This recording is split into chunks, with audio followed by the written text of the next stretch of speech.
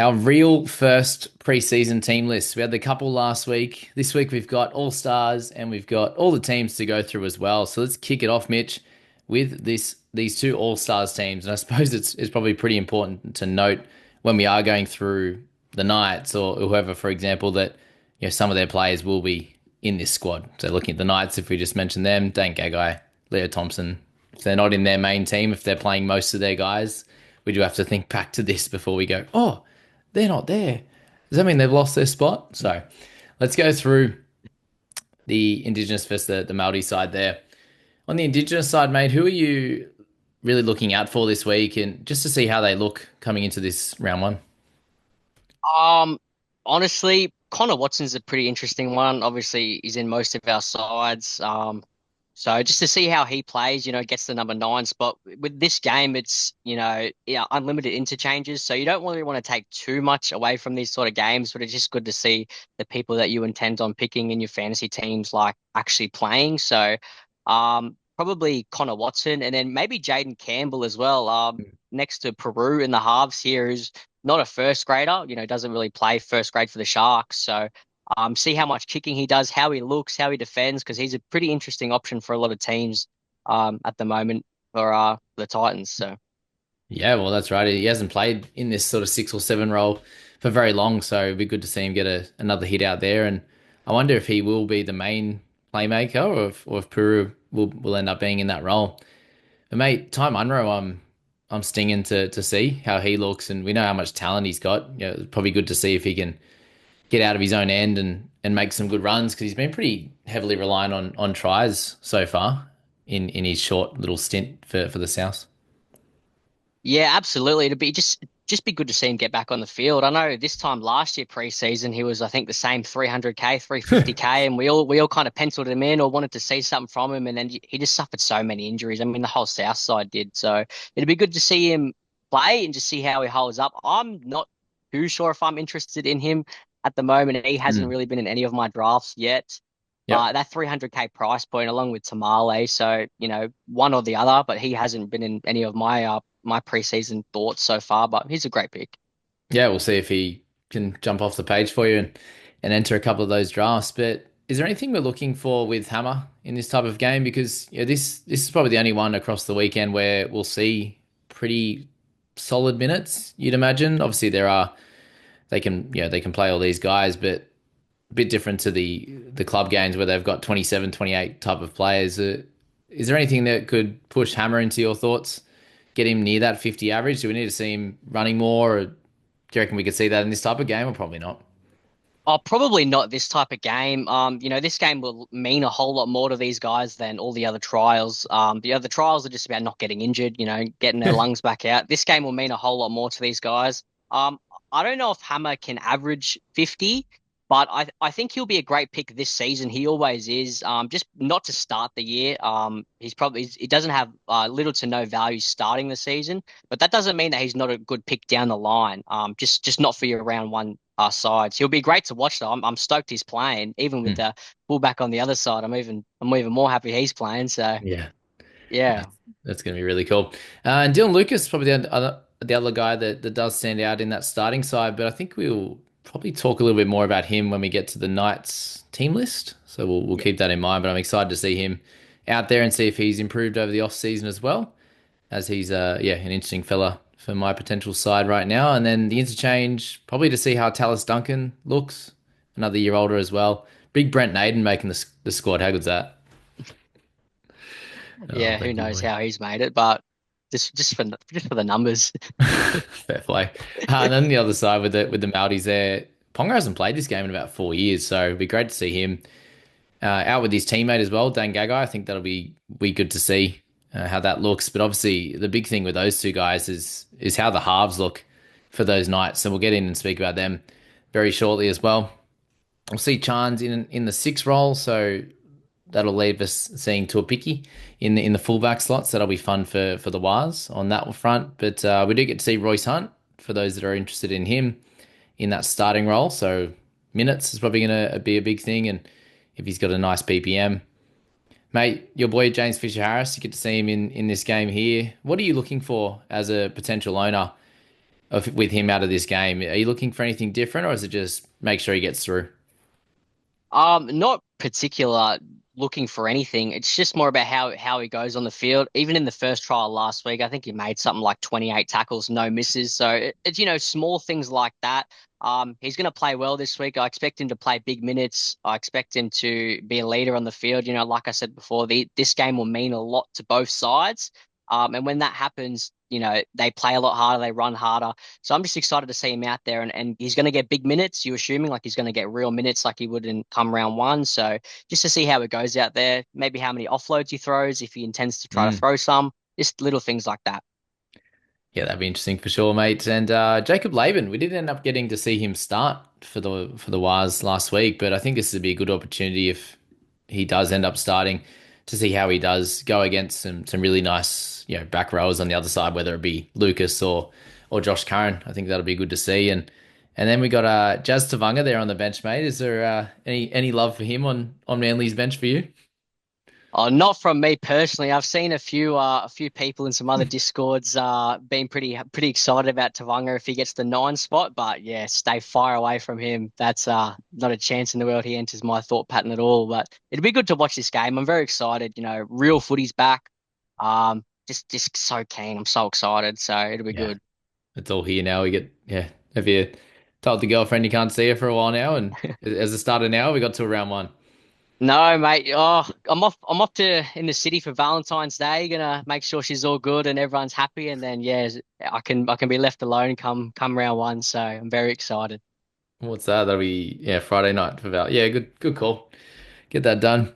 And Keanu Keeney, mate, I'm excited to see him as well. He was electric in the Pacific Champs and is an interesting looping type of player come round one. And yeah, Jesse McLean's in there on the bench as well with big Ruben Porter, my main worry for Alex Seyfarth.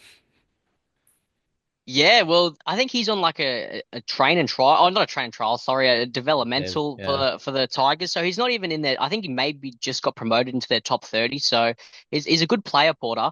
It's going to be really good to see all these guys. Even Willison. Hopefully, he takes another step up for my Broncos this year, and it'll be good to see how he goes this game. yeah, definitely. And mate, just on paper, who should win this game? Do you think? I think the Maori team. Sorry for my pronunciation if that's not correct, but that team is so stacked. Like that is. It'll be a really good game. I think the Maori should take care of this one. I think, but it'll be a really good game. Definitely. All right, so let's get into some fun now. And it's another week of the who have they not picked, or it's another week of the who have they picked in certain teams. And you see a few squads that have named fairly B grade sides, New South Wales Cup or Q Cup type sides, and then you've got some that are pretty close to full strength, barring some of those guys that are playing in the All Stars clash there as well. So let's kick it off with the Raiders and the Sharkies. So we obviously saw the Raiders last week. And mate, we do see a pretty well full strength side, which is what we were expecting coming into this one here. And we'll see very much the same with the Wars actually, naming a lot of their big dogs to play again. So on the Raiders side, mate, is there anything that stood out to you in that back seven? Uh, well, surprisingly enough, no, considering it is Ricky Stewart. Pretty safe to say that Tamale has won that wing spot, early doors, which is really exciting at 300K. But no, this is pretty stock standard, exactly what a lot of people thought the team would be. So that's good for now till he decides to change his mind. Hmm. Yeah. And I suppose the big question for now is that Albert Hopewadi situation, mate. What's your take on that? Do we need to see Tamale play pretty well in this trial and probably in round one for him to keep his spot?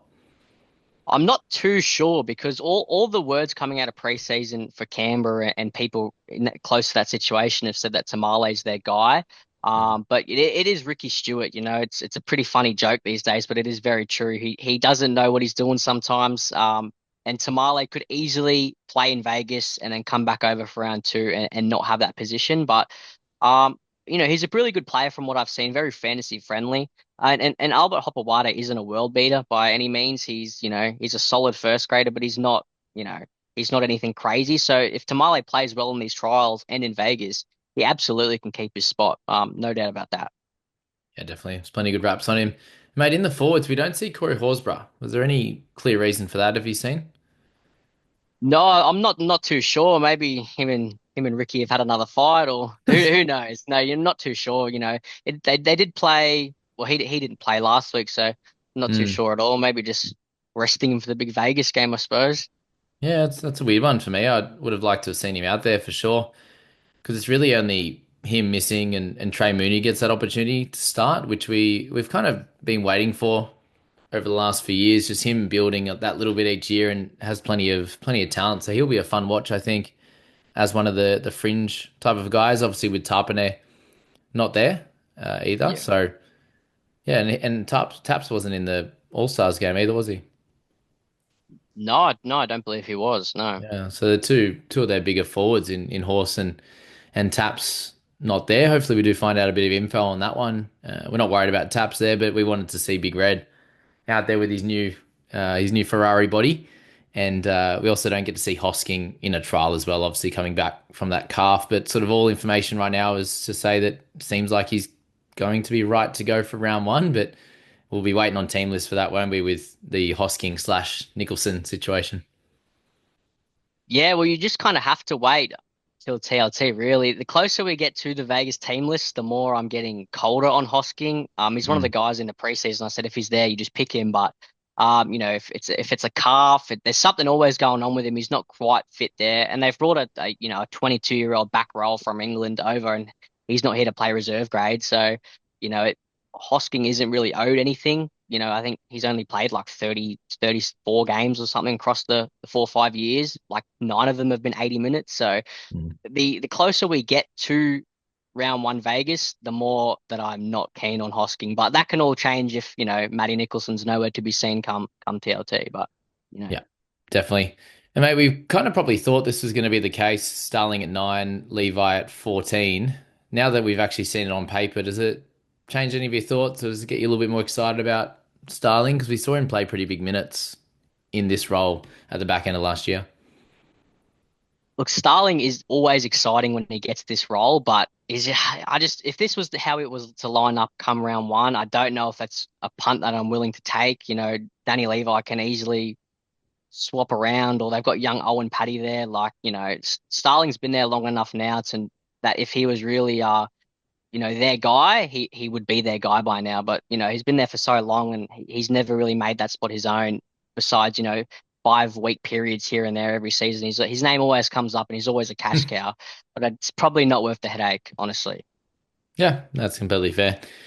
That's for sure. We did see him end up, yeah, getting pushed to the bench or, play 55 minutes and that kind of stuff, which, yeah, we'd want him playing a little bit bigger than that. But, mate, it looks like at this stage it will be Strange over Sanders in that six role. If if you were someone that was interested in Fogarty, which I've seen plenty of people out there that are with this team list, does that give you a fair bit of confidence of how Fog can go at the beginning of the year? Yeah, mate, absolutely. I think Fogarty's a really, really good pick. One of those underpriced. I think he's priced at 52 or whatever the number may be. I think he's really good. Underpriced. I started with him last year at 640K, and it was really good. Fogarty doesn't have to do a lot to get those points. He kicks 1,000 meters, He's and longest. one of our favorite things this preseason is someone has to kick the ball, and Ethan Strange is allergic to that. So I think Fogarty's a really, really good pick. Not someone for me. But also if I see Fogarty in drafts, I think he's a really solid pick. Definitely. Probably a little bit more on the draft side as well, but I think I'm keen to watch Timoko. He had a tremendous start to last year and then really fell away with that dislocated shoulder and bits and pieces that he had. So keep an eye on him as well if he comes out red hot as well.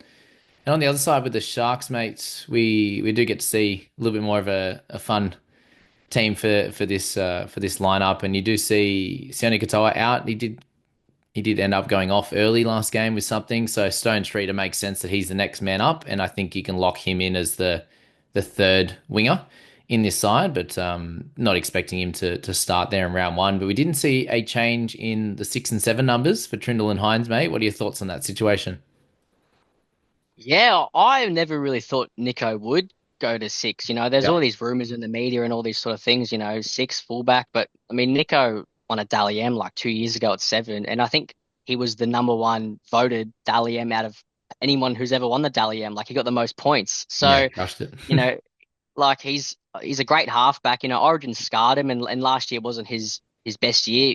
Was injured, had a few bad injuries too. So I think he's a great halfback. And if I was I like him. I like him at halfback, and I think he's a pretty okay pick to start the year. But it'll be good to see him out there, and wouldn't be surprised if he tears this Canberra side up and causes people headaches to try to get him into their side come round one. It's very true. But mate, I think outside of Sound Katoa, this is probably their round one side. What do you think about that with the interchange set up as it is? We've got Oregon Kafusi will be there in the front row, whether it's him starting or Hazleton or Hamlin, and then Nikora and Wilton and McInnes in the back three there. What do you think of this team overall? Yeah, I think this is exactly how they'll run out. Maybe instead of Atkinson, they'll run the fourth forward. But Mm. I think this is exactly how they'll run out. Bar Sione Katoa. It's a great side. Probably Yeah. not fantasy relevant like related. I think it's a great NRL side. I think they're pushing for a top four and genuinely pushing for a premiership. But yeah, this is exactly how they'll run out. It's going to suck not owning Cameron McInnes. Owned him all year last year. Every round I owned him, so it's Wow. going to suck not owning him. But yeah, it's going to be a really good game this one. A lot of pretty much full strength both sides, give or take one or two players. Yeah, definitely. And I think with the when you've got guys like Fanua Blake that can and McInnes that can play big minutes in a pinch, I feel like Atkinson's a really good guy to have there. If you lose anyone in that back seven, he's going to be super helpful. If you lose a back Yeah, rower, Talakai just comes straight on. He can obviously play center as well. So this side here looks like it gives them so much flexibility. And yeah, they should be a top four side for me this year. And yeah, expect that team list come 3 weeks time for them, 2.5 weeks time, whatever it is. Mate, onto the Knights and the Eels. So this Knight side is extremely interesting for a few different reasons. Obviously, we do have a few guys out. Their fullback, their right centre in Ponga and Gags are both out. Bradman Best not there at the moment either. Have we hear anything about why Best isn't there? no, I'm not too sure. Bradman best hamstrings are made out of paper, so probably a good thing they're not playing him in these little trials because it's not worth the headache of him missing out. He's very prone to a hamstring injury, so probably just wait for round one for him. Yeah, definitely. And the big news, obviously, is the confirmation that Fletcher Sharp is moving to six, which is pretty crazy, and leaves the door opening for James Schiller to actually come in onto that wing. And I actually think if there was any value in Schiller, he outdid himself last year for the Raiders, having that sort of 3 or 4 game stretch where he killed it. So wouldn't be any value on him anyway. But the big news here is Sharp and Cogger. We were saying that Cogger could be a decent little shout, and if this is how it's named with Sharp at six, Cogger at seven, we obviously are going to see what happens in these trials here. But if he doesn't kick the footy Sharp, is Cogger going to be in your side? Guarantee no, but will I look at him? Yes. I think this decision alone is just puts Adam O'Brien's head on the chopping block. I think it's just ridiculous. Like it's actually laughable. Like Yeah, Fletcher Sharp is a young kid who's a fullback who's played 5, 6 games on the wing, and they want to put him at six when they have a plethora of halves. They have too many halves. yeah, It's yeah, no, but if you look at it from a fantasy point of view, you have to look at Cogger. I mean, somebody has to kick the ball. KP will obviously take some kick meters. yeah. We're hoping for, but I think Cogger, he's a mid 40s guy if Sharp is next to him. But again, I highly doubt that they run out like this, and if they do, it will last no more than 3 games because there's just no way that this goes through like this. That's the big worry, I think. If you to Yeah, load up, because my analysis of Cogger has him as a buy if it does end up in yeah, in this scenario, absolutely. and he didn't actually play very well last year either. Um, so yeah, that's the thing. Is it gonna change really quick? Will the six Yeah, just change as well? But like Fletcher Sharp, he played so well on that wing. They literally were going right because of him and yeah. Gags and And dominating. So wild, and with wild, wild, and wild. with that as well, if you want to look at it from a different point of view, by that point we get these TLT these team lists. Metcalf would have already played. Hmm. So, if Metcalf's the seven, with whoever he's next to, chances are a lot of us will be taking Metcalf. And they're really similar price. I think they're like 9K apart or whatever Yeah, the price is. And it's probably not the best idea to start your season with two of those 400 or mid 400 halves when at any moment things could change. So by that point, we probably would have taken Metcalf, and he's a much safer option than Cogger. Yeah, that's an interesting point, mate. We'll sit on the halves for a second because we've got obviously, let's just say it works out that way. You've got these two at that 400 odd price point. You've got, let's just say there's at least Sand and Smith, maybe one other half real cheapy. You got guys like Munster. You're probably a good chance of taking a Cleary or a Hines. Yes, there's potential for overload, but are you saying there that even if you think they both have a pretty decent amount of value, you probably would only take one anyway? Yeah, it just comes down to team balance, I think, and team structure. It doesn't help with the Vegas games that Metcalf is pretty much the exact same as Cogger if you look at it at a sense, and it's probably not the best team structure to balance both of them and go into round one B or just round two with both of them, considering that you'll probably be taking, well, I'll be taking Munster. You've got Sandon. If Thomas Duffy gets the spot, Yeah. you're going to be probably be taking him. Cole potentially gets that spot, so it's probably not the best idea to have 6, 7 halves, and Yeah. then on top of that, have those two mid-range halves where they need a lot to go right for them to be successful. So it's probably not worth the headache with Cogger. If we would guarantee that he would get 5, 6, 7 weeks, maybe, but it's Adam O'Brien. Like it's just probably not worth the headache. I actually, this is a worse situation than Sticky, surely, in terms of changing. I feel like Ricky probably holds a little bit longer than what AOB does with his halves. So, yeah, pretty wild, mate. We do see Will Price at one. So, do we think he's probably sitting in that backup one spot now? Well, even on that, like he's another option for six. You hear Andrew Johns and other people around there says put Price in the halves. Why not put him at 5'8"? So now he comes out, he's playing fullback in a trial. It's just the whole situation is so messy. Like he probably is a backup to one of them. I wouldn't be surprised if he's a backup halfback 5'8". We just don't know. Like we Yeah. genuinely just don't know. It's incredible. And, mate, keen to see Greg Marzou after a bit of a down year. I think it'll be fun to see what these halves do anyway. If Sharp and Cog is the way it's going to go, do they sit a little bit more right or do they go a little bit more left? I think we should be able to see that if the halves and obviously if Jaden Brayley is going to be their nine, at least three of the spine members are there, and hopefully we can see a little bit of that because he obviously has a little bit of value as well. Just going to depend on how much and if that's worth it as well, and if he's running free flowingly as well, which would be good. But Jaden Brayley, I've mentioned, I think, if he can get pretty good minutes at nine, that high minutes again, then he'll be sweet. We don't see Crossland anywhere to be seen at the moment, so that might be the change at 14. You'll gamble at the moment, which you can cover a lot of positions, but if Crossland's there, then it might put a little bit of a worry on Brayley. So I don't know if we'll get the news that we want on that situation right now. How good's Thomas Cant in the Dylan Lucas slot? He's gonna be fun to watch. He seems to have plenty of talent, doesn't he? Yeah, no, he's a really good player. A few early rumors going around in the preseason that he was, preferred at lock, or Adam Elliott training with the Rezzies, and you just don't believe any of that sort of stuff because Adam Elliott will be there come round one. So Thomas can't, probably not for now. I think they priced him up in the mid 400s too. Yeah. So yeah, not a good pick, but what can you do? And that's the other thing to look at with those opposed session stuff that we're seeing is, Adam Elliott is nowhere to be seen right now, which obviously means he wasn't training, Yeah. which means they've got to put someone at 13, and that's where they've had, Kant there. And then Frizzell in the 13 jersey right now, I actually think we're a high chance of seeing him in that role in round one, or at least definitely in the middle in some capacity. Is that what you'd think, seeing this? Yeah, absolutely. I think Tyson Fritzell's 34, so Wow. he's pretty old. Rugby league terms, old. So Mm. it's probably yeah. I mean, they've got two young gun back rowers there, KPP, Dylan Lucas. Like they have to be your back rowers. Frizzell, I think Newcastle have lost a lot in the middle as well, so I think he'd be a really good asset through the middle. Whether he starts, I think maybe he'll come off the bench, but hopefully he's playing through the middle because, like I said, they've really got those two good young back rowers there. So Yeah.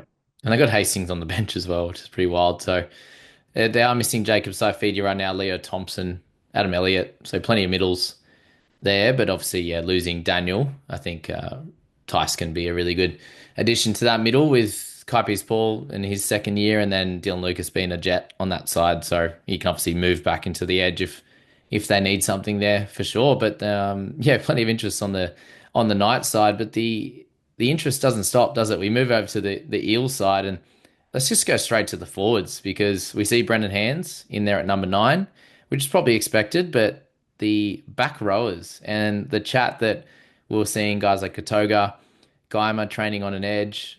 We do see Katoga there to kick things off, and we see Bryce Cartwright on the bench. Is that pretty wild to you? Yes and no. I mean, Ryle's brand new coach. He's going to come in and put his mark on the side. Brad Arthur's been there for 1,000 years, so Jason Ryles will have his own way of doing things. And just going back on the the training and the rumors and things we hear throughout the preseason, it makes me giggle because NRL teams are more than the 17 that get named. They're deep squads. So, on a random Wednesday in January, when they've got different people training in the back row and forwards, of course they're going to be there because that's what preseason is. So, the rumors of Guymer training at the back row and Bryce Cartwright not being there training with the Rezzies, like these things are pretty normal. So, then it spirals out and everybody's put Charlie Guymer in their edge spot because he's going to get the minutes. But no, it's really interesting. I'm really intrigued to see how Tuilagi goes.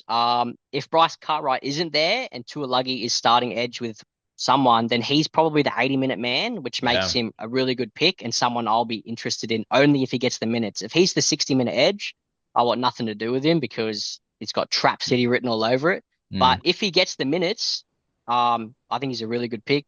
But yeah, no, it's really interesting that the back row for Parramatta, they got so many forwards, Hopgood, they got all sorts of things. So it's just all about the eye test.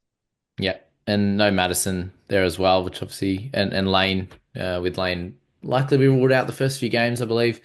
But yeah, you're right. If this is a situation we see in round 1, then Kelmer would be the guy, and I think that second spot would feel very trappy. It's like, well, Bryce could just come in at any moment, and yeah, they're the guy to leave the side. It wouldn't be Tuolangi, which is cool. And yeah, we know he has plenty of value if it gets to that point, but can Riles be a little bit more, you know, stick steady with with his picks? We'll have to see for sure, and we may be in the thick of it when we find out when it hurts us, but we'll have to wait and see. Mate, in terms of the forwards, we don't see Jack Williams in this one either. So yeah, just remember there are going to be a few guys that aren't in these sides at certain times. And you're moving to the back seven.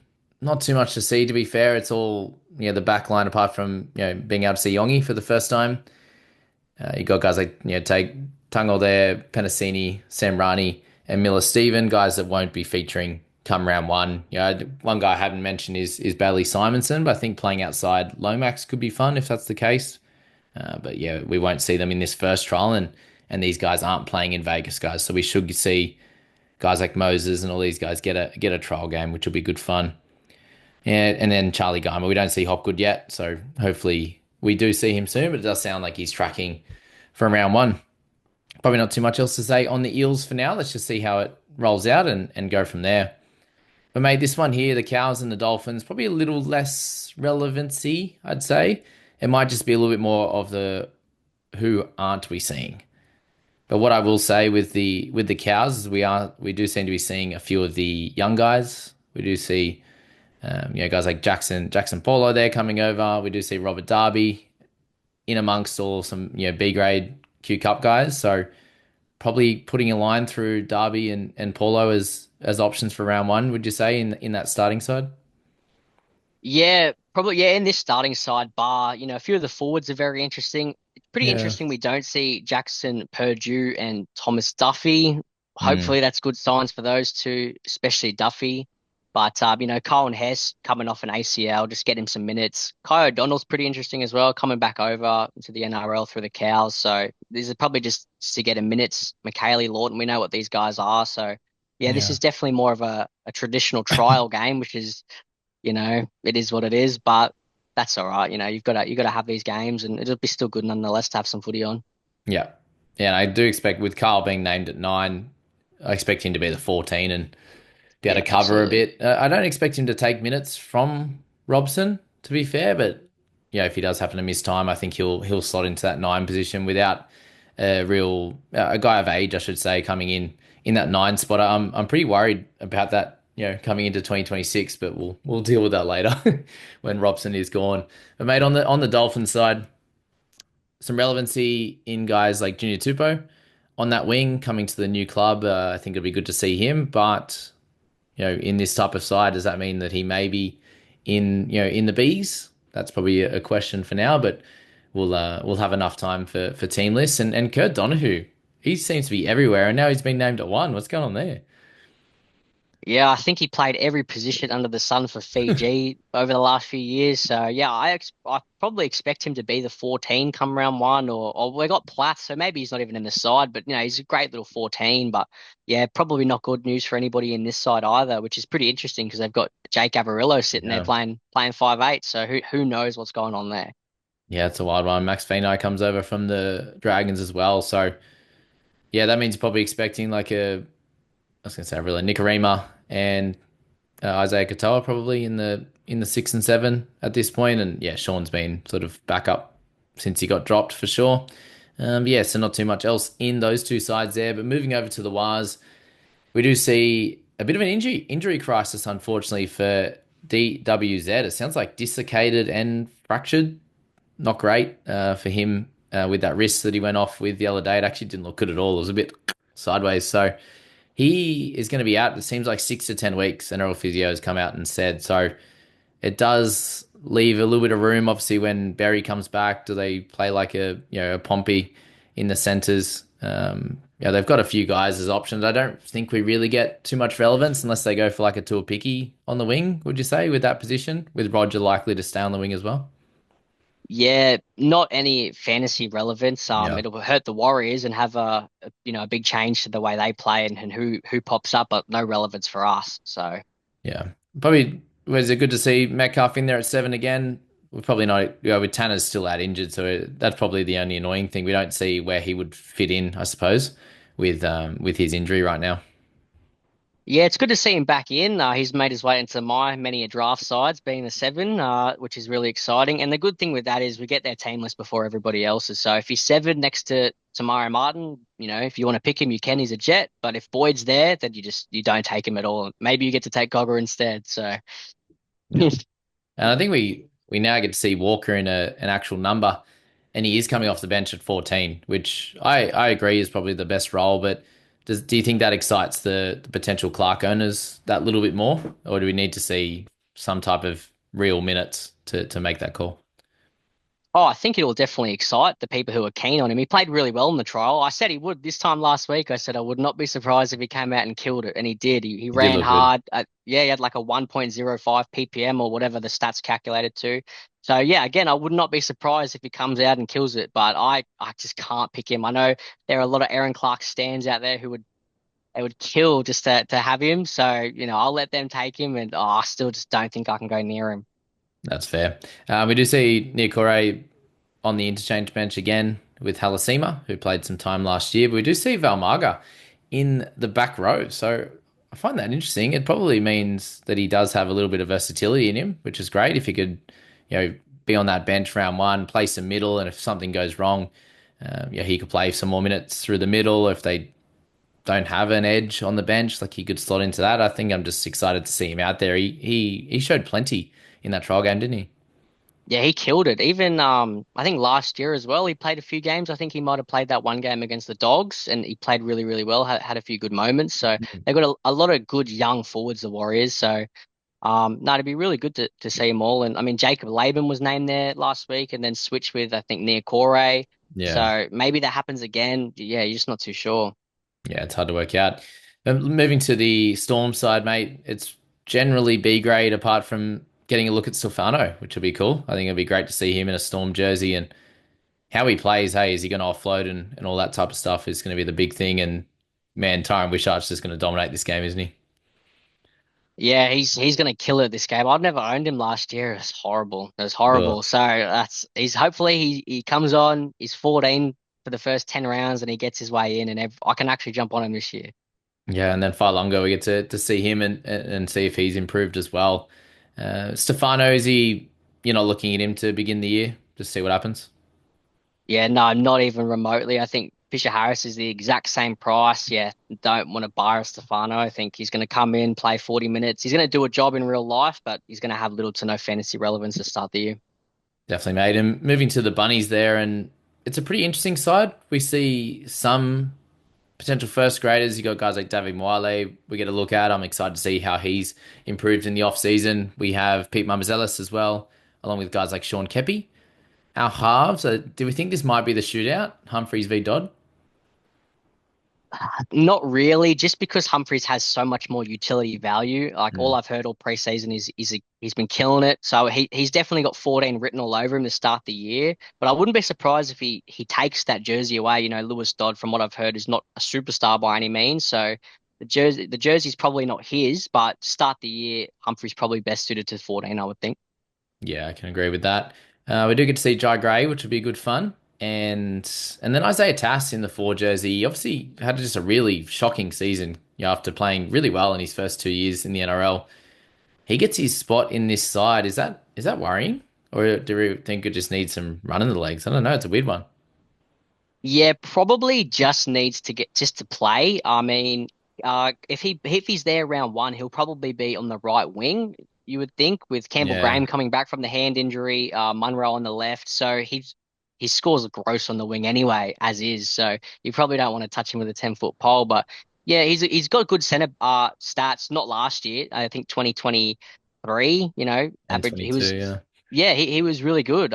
So if he was to start the year at center, he'd be a really interesting get, but not on that right wing spot. His average is his score's bad. Yeah, no, that's completely fair.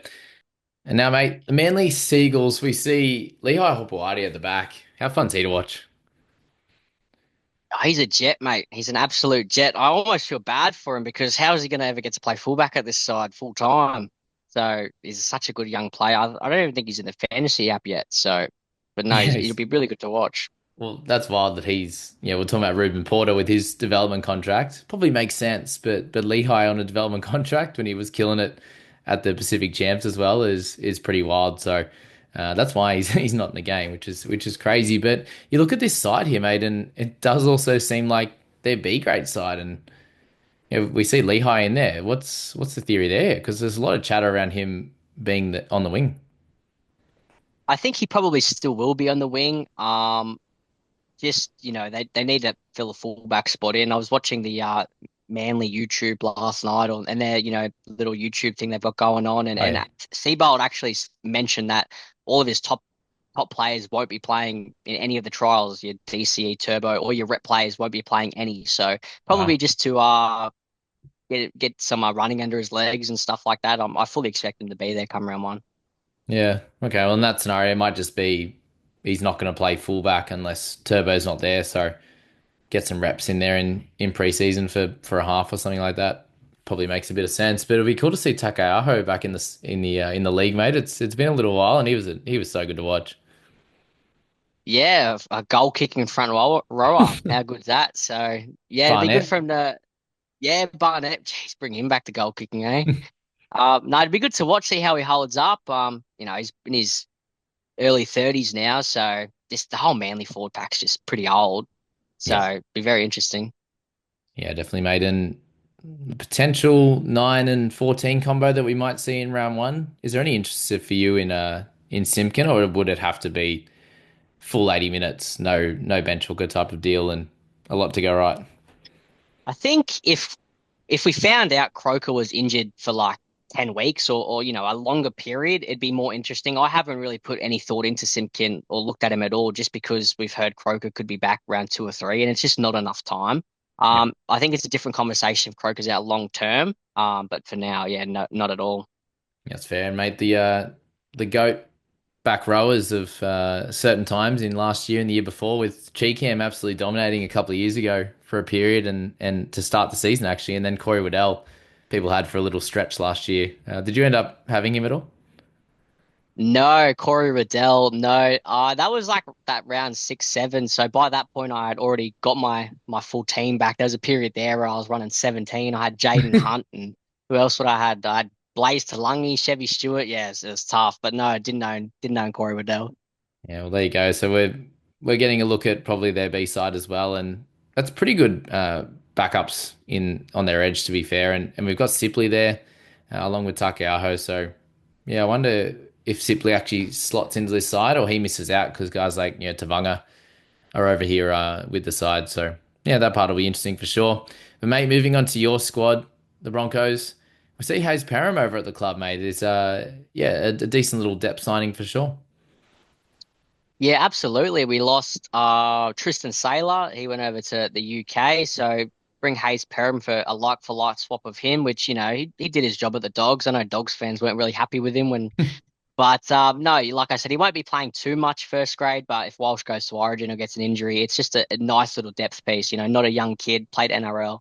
So Yeah, what are your thoughts of seeing Mariner there on the wing? yeah, I think that's probably just a placeholder at the moment.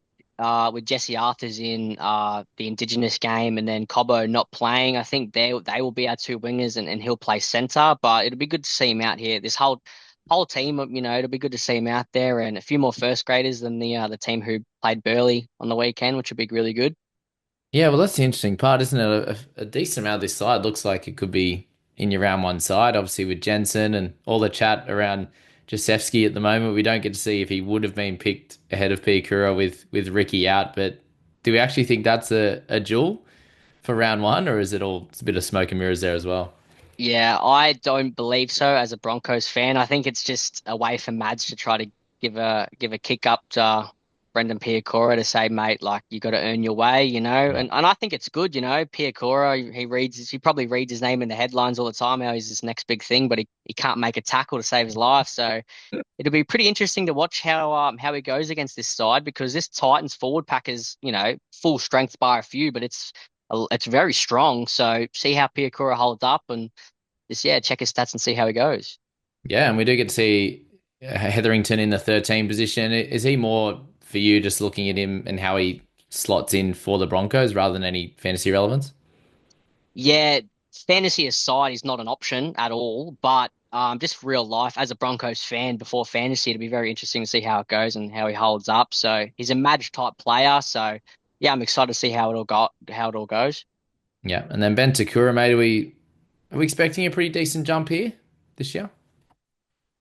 Absolutely. I am personally as a fan. I think he'll be battling for the little last Yeah. bench spot against like a Marty Tapau, that kind of thing, the low minute bench spot. But I think he will be playing and featuring in a Mighty lot of down there. games, yeah, for us this year, which is really exciting. He's definitely a talent. He's very raw, but definitely a talent. Yeah, you probably just based off this have to have him ahead at this point. You've got Kobe Black in the 17 as well, mate. He should get some minutes, which will be good fun there with Walters and Madden in that 6 and 7 at the moment. There's obviously a bit of chat around there that Walters should just play 6 and play Ben Hunt at 9. Do you shoot that down as well? Do you think that would suck? That is one of the silliest things I've heard in a long time. Yeah. This naming Walters in the six probably shows he's out of depth at that number nine spot. He's probably Yeah. lost it now, whether it's to Pakes or Blake Moser, one of those two guys. But Walters has done his job. He got us to a grand final a few years ago, but probably safe to say he's not leading the front runner for the nine spot. So Yeah. Yeah, I think that's what stands out for a bunch of these guys too, is you don't see Pakes or you don't see Moser in that, and then obviously a lot of the forwards as well. And they're going to find out who is going to make it, Archieseski and Piakura, which is hilarious. So moving on to the Titans, man, as you said, with that forward pack, outside of Tino, and we're missing Regan Campbell Gillard as well, but that is a serious pack, isn't it? no, it's yeah. I thought Fafita was supposed to be missing the first few rounds, but he's got Yeah. a miraculous recovery, which is cool. So maybe he's there round two, and maybe you can actually be an interesting person to look into now if we know he's going to be there for round two. Yeah, definitely not one for me from the start at the price point, but he yeah, he had a rough back end of the year and he was 60 plus well and truly for that first section of the year. He's definitely one of those guys that can be in the 60 plus bracket, eh, mate? Oh, absolutely. Yeah. One of the people who actually can average 60 and not smoke and mirrors and when people talk about he could do this for Fito, he probably can and maybe will average 60. So yeah, not one to start the year with or go into. they'll ease him back in, and hopefully we can pick him up. Billy Slater doesn't like him very much, so hopefully he's not playing Origin and he's in our sides for those bye rounds. Yeah, man, we probably lose Isaac Faisal Malawi, I'd say, with Weaver, and Randall could easily slot into that 14 utility role. But obviously, the question's going to be around this halves section with Brimson at 6. He's been named there, which is interesting, but Foran in there at 7. How do you think that is going to shake out in the end? I'm a pretty strong believer that it's up there with the Knights, just how silly it can be for fantasy. It's really good. Brimson and JC both become really good options. But if you want to look at it from a footy perspective, I think it's just incredibly dumb. What's Foran going to do at 14? What's he going to do? He's a halfback. He's their halfback. They're 5'8". Like he's their leader. Mm, Not point really. By the time he comes on, they're going to be down by 30 anyway. But actually. from a fantasy point of view, it's really exciting if you want to look at Brimson and Campbell. Campbell's a sneakily good option if we're going to be guaranteed that he's the 7. So Mm. probably not for me, but yeah, no, good shout both of them. You could easily start with both of them. If that's the strategy you wanted to do. It could just be easier if they it looks like they're going to name Foreign at 7 and JC at 6. That's probably the easiest thing for everyone, so we don't actually have to think about them for sure. But we won't actually know now with Campbell playing in the All Stars game. I don't think that they'll play again in this preseason. Very unlikely. So we probably don't get to see it before round 2, which then becomes pretty scary. That's for sure. And looking into their outside backs, Phil Sami probably seems of biggest relevance, and Jojo Fafita might be just on the fringe. I think he'd be 18th man or something like that. Interesting to see Phil Sami in there, but a lot of the guys, obviously, in their top side are playing a game this weekend, whether it's All Stars or here. So yeah, I think it'd be good to get those guys a run as well. But yeah, he had a nice strong 6 weeks or so last year as well. But yeah, it can be very hit and miss, as you said, with the Titans. It could be down 30-0. It could be 38 to 28 with 20 minutes to go, and there's so many attacking stats rolling around that side as well. So a fun one at that. But mate, moving to the Dogs, we're getting Drew Hutchison back in our sides. Oh, PTSD from last year. It was a good pick this time last year, 12 months ago today, but yeah, get away from me now. I don't even think he's in the game. Someone was Yeah, saying yeah. he might be on a dev or something, but that's what you're seeing with most of these guys. But the big one there is actually Wilson being named in this game, and Taff is obviously their backup fullback with Connor Tracy taking that role. But Wilson getting a game here with a lot of the reserves, especially in the outside backs. What do you read into that? Well, yeah, it probably shows that Montoya is in front of him, I Mm. suppose. Is Montoya even in the app at this point? So, it's probably a really good thing that he's here, he can prove himself kind of thing. It's a pretty stock standard trial type side. Interesting Sam Hughes is there. Salmon, maybe they're not really preferred right now, He would at 9, interestingly enough. Yeah. So, yeah, it's, and it's then very Big interesting. Tom. Yeah, Moan, seeing him on the bench for this side, we can probably all take him out of our sides now, seeing him that he's on the bench for this first trial game. So Hmm.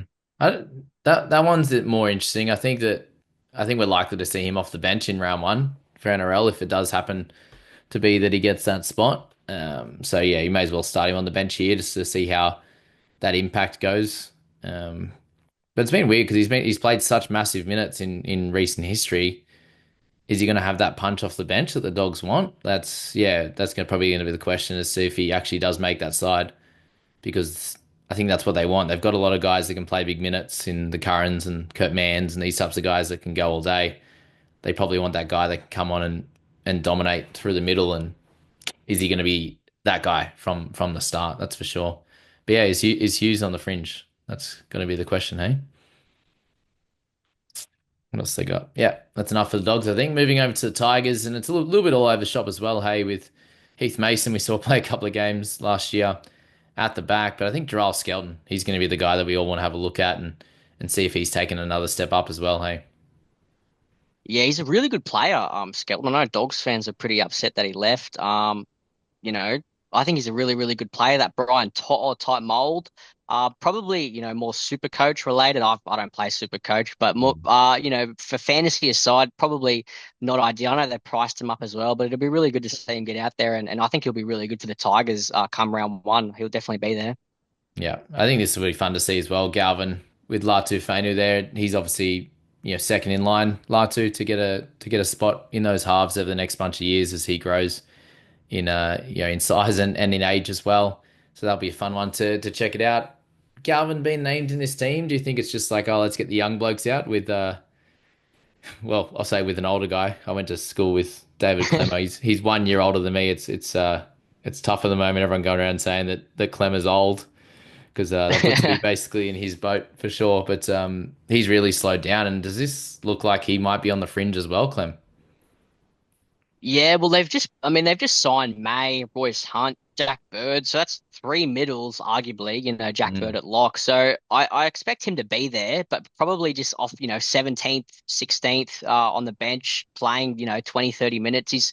He's not the keeper he was a few years ago when he was at the Knights. So he's definitely dwindled down. But, it's going to be really exciting to see Galvin back out there. What a hole that was all year last year. And, yeah. potentially he's an option for later on in the season. So. Yeah, Matamua gets his opportunity again. We speak. I think we've spoken about him for 3 years in a row now to potentially play 13. Likely to not happen again and won't be relevant. But Talon Silva played some cracking games last year as well, so I'm keen to see his development and would be very interesting if we did lose Appy at some time through the year.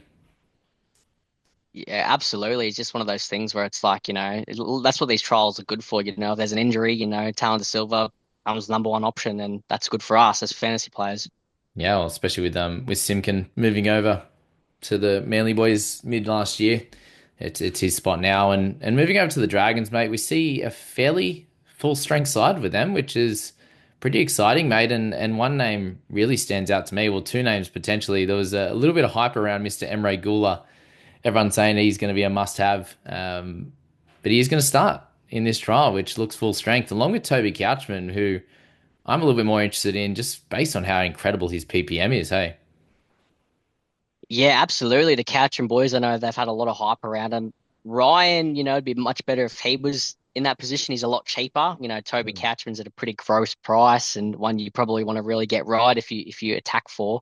But the thing with Flano is he's a lot like Ricky Stewart with the 1 hour before kickoff changes. Yeah. He's probably one of the worst coaches for that. He's not he's always, he'll put Raymond Fatala Mariner at back row and Luciano out of the side, Eisenhuth up here, things like Mm. that. He's bad for that. So, they're definitely options, but Emre Gula, that just reeks of awful mid-range cash Yeah. cow. That does. Yeah. That's yeah. Yeah. Yep. You look at the other side, and there's guys like Nafahu White who you could probably see in that spot, in the Yeah, front row spot where absolutely. he's named for a lot longer than Gula for sure. It's a scary one, and the Couchman boys, Toby especially at the moment seems a little bit more ahead. I think he's just slightly older. Yeah.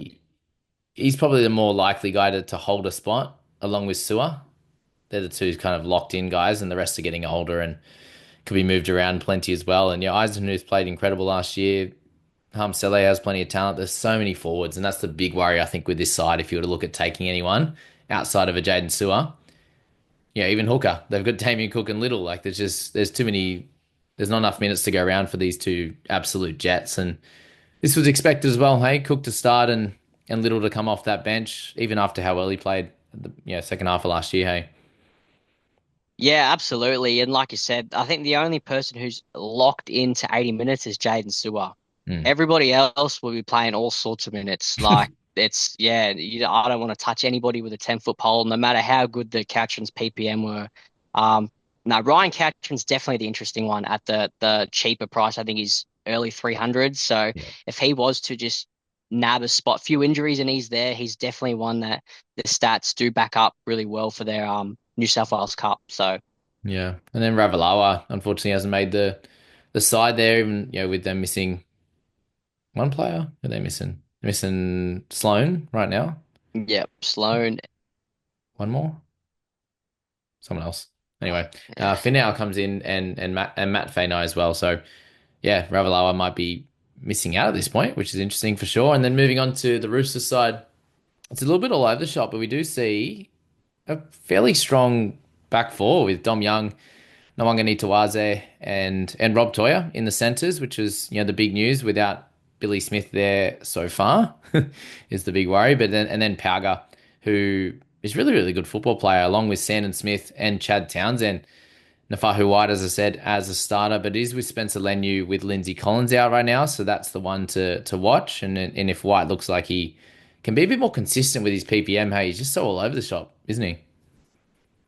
Yeah, absolutely. He was one when the game first opened up with that I was a lot with everybody really excited about. But over the last week or two, I've taken out. I haven't gone cold on him, but he's just at that price where I don't really want to base a lot of my team around him. Where, I can have some keepers and good prices, and I can have this guy who's 415K, whatever he is, and I know I'm getting a good score. So I've Mm. taken him out just because if he gets named on the bench, he probably still is a good option, and that shouldn't really deter us too much. But if he's named there starting, then I can just add him back in, and my core template is fine. Mm. With my side, it's just scary how fantasy relevant this Roosters side is. Yeah. Um, it's just crazy that Marky Mark, I won't try to pronounce his last name, but Marky Mark and Toya and the centers there are really exciting to see. Pretty good to see how Mark goes at that 350K price. He'll get Jewel as well if this is Mm. how it stays. So there's a good chance we roll out with a Marky Mark and Toya center combo or Mark in the Yeah. wings, which, yeah, very exciting. Yep. Definitely. And the other big thing to note, mate, is obviously Victor Radley's still on the edge in this trial game. So how's that going to roll out? Do we see Victor stay there and Nat maybe move to the bench with Crichton returning?